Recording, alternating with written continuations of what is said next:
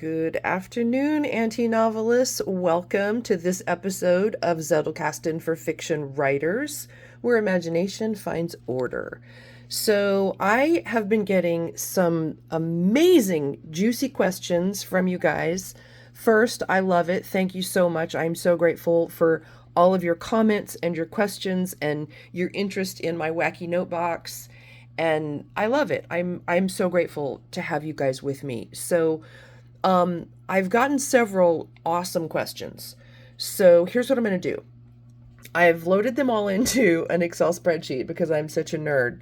And I'm going to take one piece at a time because some of these questions are about specific workflows or specifically how you use your notebox. So I will just go through and methodically answer them, and then we can have a conversation and you guys can follow up if you have additional questions. Remember, there are no stupid questions. Even if it's something that I have talked about before, I am happy to revisit anything that you're unsure about or you want to go a little deeper into. Please don't hesitate to ask. I'm here for you.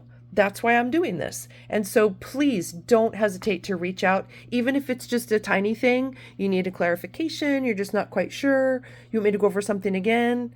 I'm here for you, whatever you want.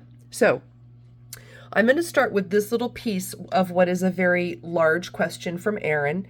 And he says, he writes both fiction and nonfiction, but this piece is, I'm just curious what your plan is when you finish your fiction book. Is your Zettelkasten set up so that all of your material for the current book is in its own branch?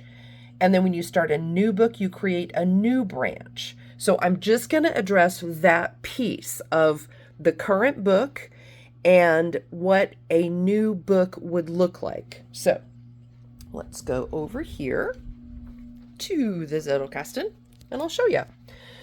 So what you're looking at is in my notebox, my traditional 1,000 through 5,000 numbering is set up Scott Scheper style, 100% legitimate.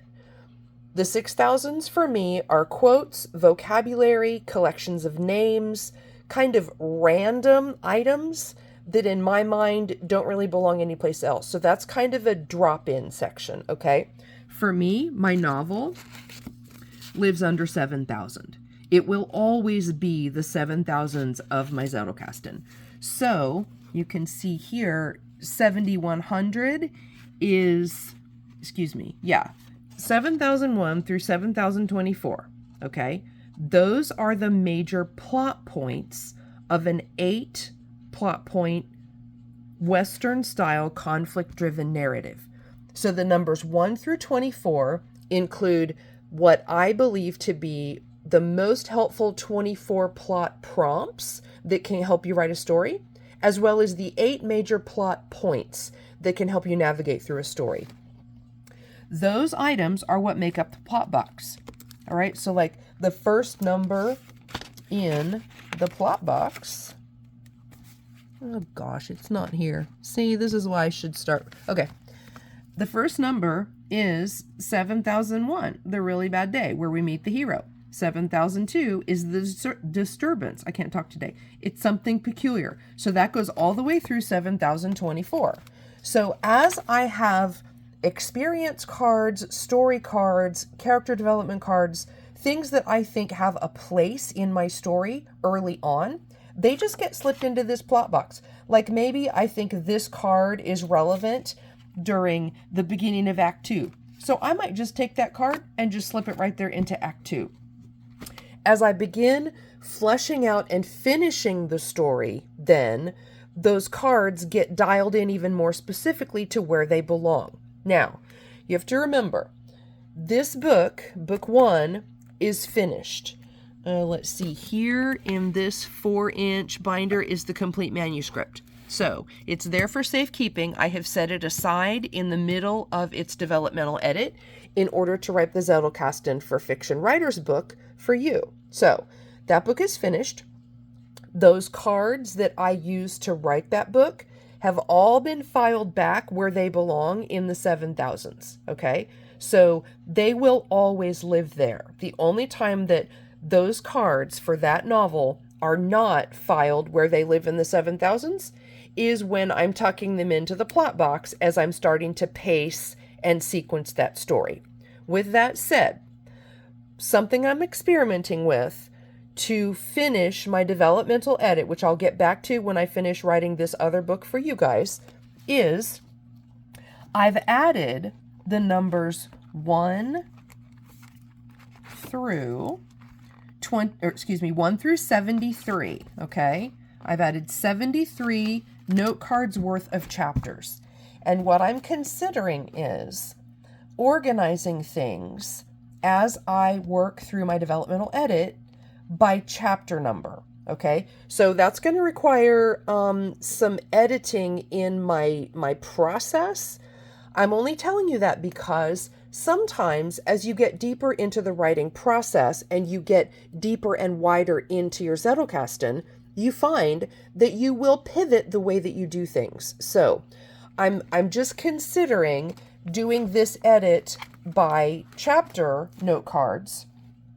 So we'll see how that goes. I will keep you posted on what that looks like, but the short answer to the question is the cards for book 1, which is in the 7,000s, will always live where they are designated in the 7,000s. And then as I begin editing, I think I will start using chapter numbers in order to complete my edit.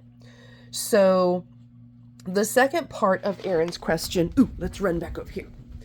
The second part of the question was, okay, so does the current book have its own branch? Yes, mine lives in the 7,000s.